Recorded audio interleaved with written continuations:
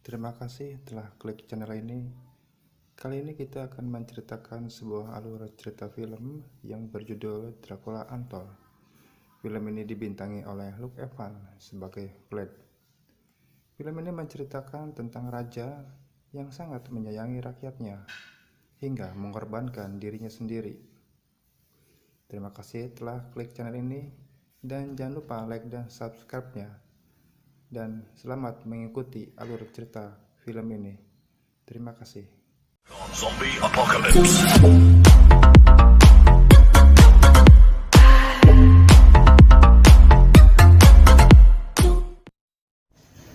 Vlad bersama beberapa orang kawannya berada di sebuah sungai, melihat dua orang tentara tewas. Nampaknya tentara itu diserang oleh binatang buas. Vlad memperkirakan serangan itu terjadi oleh binatang dari Gunung Patah Gigi. Akhirnya dengan dua orang kawannya, mereka menaiki gunung tersebut dan memasuki sebuah gua yang sangat gelap dan hitam. Dengan membawa sebuah obor, mereka memasukinya dengan pedang terhunus di tangannya. Terus mereka memasuki makin dalam. Tiba-tiba saja serangan menggeram, binatang buas terdengar. Dua orang kawannya diserang, dan Vlad pun melarikan diri dan kembali ke kastilnya di Transylvania. Vlad mengunjungi seorang tua untuk mengetahui hal tersebut. Orang tua itu mengatakan bahwa di gua itu terdapat sebuah makhluk yang sangat mengerikan, yang sangat hebat. Selain itu, dia dapat hidup ratusan tahun. Setelah mendengar cerita yang cukup dari orang tua itu, Vlad akhirnya menuju rumahnya, menemui istri dan anaknya. Istrinya bernama Irene. Mereka bertemu dan saling berpelukan. Lama mereka tidak bertemu. Vlad adalah ayah yang baik dan suami yang sangat menyayangi istrinya. Pada suatu hari, berkumpullah semua pejabat di Transylvania berkumpul. Tiba-tiba saja penguasa dari timur datang untuk mengambil upeti, dan Vlad sudah menyiapkannya. Utusan dari penguasa timur itu mengatakan bahwa anaknya harus dibawa seperti yang dulu dia lakukan terhadap dirinya pada zaman ayahnya berkuasa. Vlad pun geram, marah. Akhirnya utusan pun pulang. Anaknya merasa sedih bahwa dia akan diserahkan ke penguasa itu. Vlad bercerita, dulu dia memang diserahkan oleh ayahnya untuk mengikuti penguasa itu. Mengapa ayahnya mau? Aku ingin membanggakan ayahku, dan ayah menjadi bangga. Akhirnya Vlad pun mendatangi penguasa itu dan minta agar dilonggarkan aturan itu. Penguasa mengatakan bahwa aturan itu harus dilaksanakan dan tidak bisa berubah lagi. Esoknya beberapa orang utusan datang untuk mengambil anaknya. Istrinya menangis dan menolak. Dia mengatakan Vlad dulu telah berjanji bahwa tidak akan mengambil anaknya seperti dia dulu. Akhirnya dengan perasaan gelisah dan kemarahan, Vlad pun menghabisi beberapa orang utusan tersebut. Salah seorang kawannya mengatakan bahwa peperangan akan terjadi dan kita tidak mempunyai pasukan. Aku akan mencarinya, kata Vlad. Kemana? Entahlah. Aku akan mengunjungi gunung itu. Vlad pun menaiki gunung tersebut dan memasuki gua untuk kedua kalinya. Dengan membawa sebuah obor, dia masuk terus makin ke dalam. Tidak berapa lama, sebuah wajah nampak, menghilang, nampak lagi, dan hilang lagi. Sebuah wajah yang sudah sangat tua, penuh dengan keriput. Vlad menyatakan bahwa dia butuh bantuannya untuk menyelamatkan kerajaan dari serangan sang penguasa. Orang itu mengatakan bahwa dia akan membantu Vlad dan akan memberikan kekuatan hingga 100 orang dan akan menguasai malam sekehendak hatinya. Asal Vlad mau meminum darahnya dan akan membuat dia menjadi keluarga Dracul, putra sang iblis. Vlad pun menyanggupinya dan akhirnya meminum darah itu. Orang itu mengatakan kelemahannya adalah matahari, salib, dan perak, dan Vlad harus mengingatnya. Setelah meminum darah, Vlad pun pingsan. Dia terbangun dan sadar berada di tepi sebuah sungai. Vlad merasa tubuhnya seperti mendapat kekuatan yang sangat hebat. Telinganya menjadi retak, matanya jadi terlihat dengan jelas, padahal masih dalam keadaan gelap gulita. Gerakannya pun menjadi sangat cepat. Vlad pulang ke rumah untuk menemui anak istrinya di kerajaannya, dan betapa terkejut ternyata serangan dari sang penguasa sudah dilakukan. Kerajaannya menjadi porak-poranda.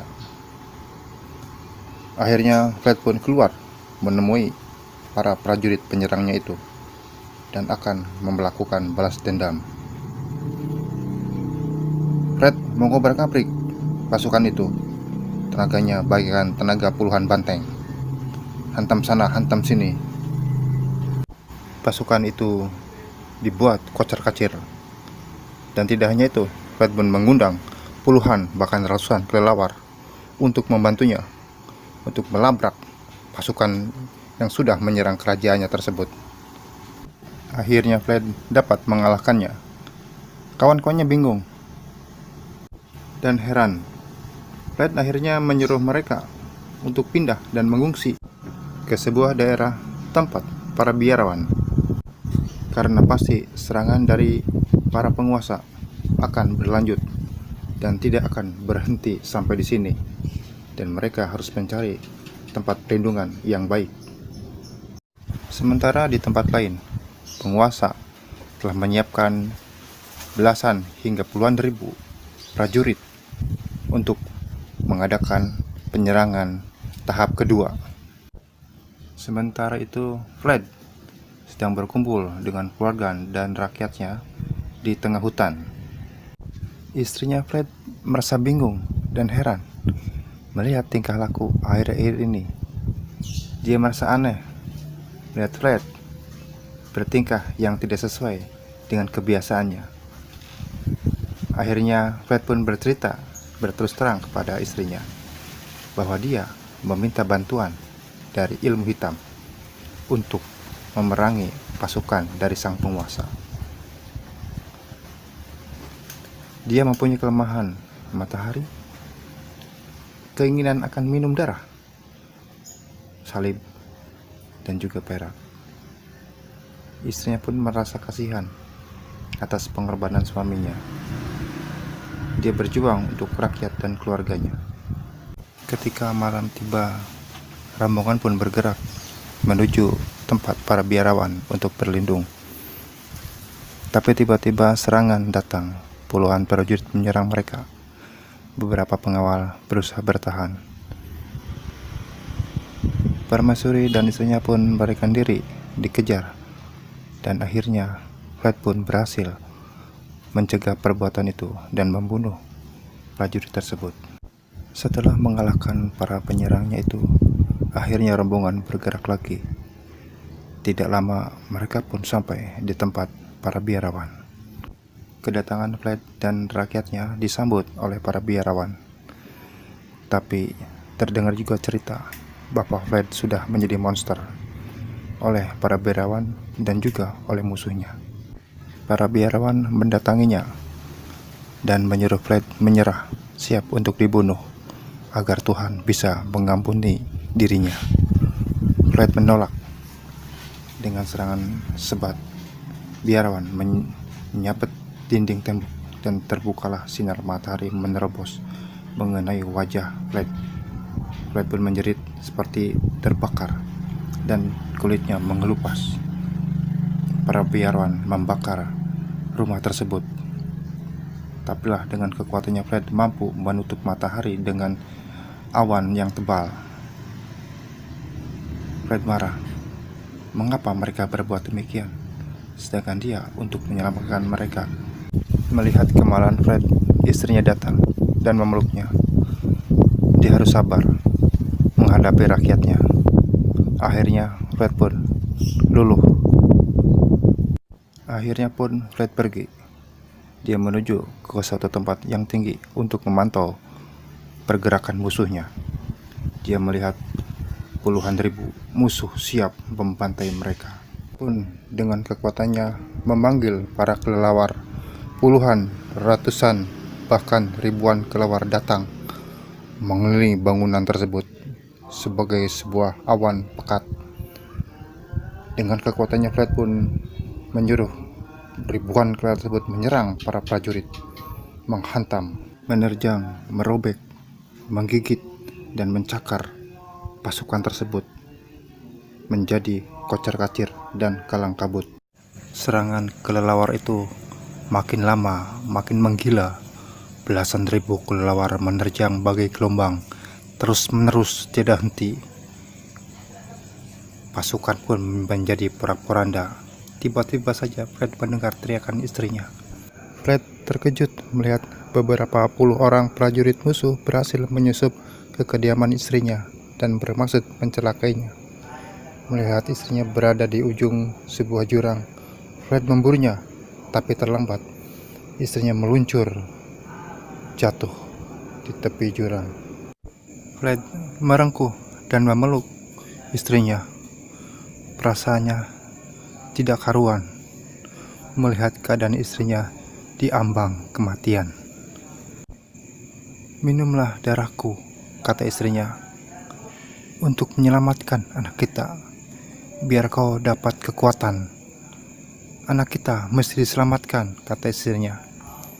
Akhirnya pun Fred menuruti pesan terakhir dari istrinya. Dia meminum darah istrinya untuk pertama kalinya.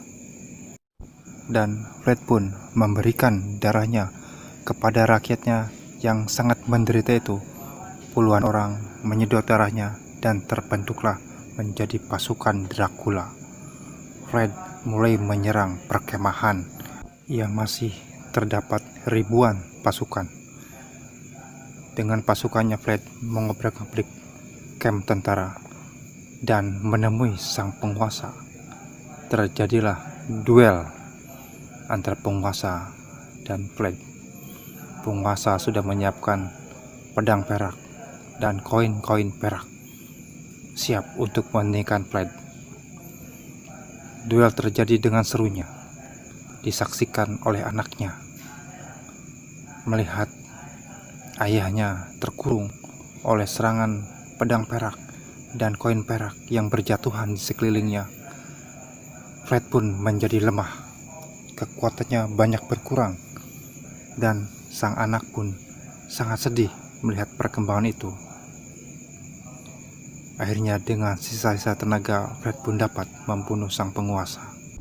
Fred dan anaknya keluar dari perkemahan, dan ternyata anak buahnya sudah menghabisi sisa prajurit.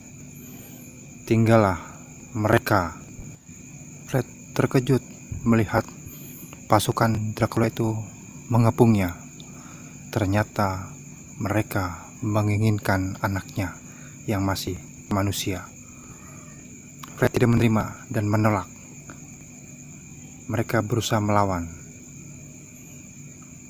Akhirnya dengan kekuatannya Fred membuka tabir awan dan matahari dapat bersinar di antara mereka, dan mereka pun mulai hancur luluh kena sinar matahari, melepuh, dan akhirnya tewas mengenaskan